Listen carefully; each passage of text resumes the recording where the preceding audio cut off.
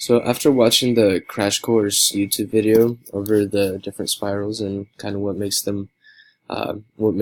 up and how they're formed, I concluded that the most likely place to find life within a galaxy would be near the spiral arms area,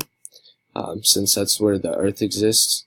I don't think that there could be any uh, planets or any life sources that could survive near the center of a galaxy, just because of the multitude of red star giants and suns or stars that are near the end of their life cycle, as well as the black hole that is in the center of the galaxy as well.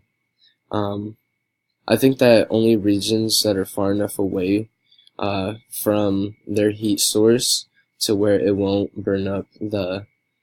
planet or the life source, but also needs to be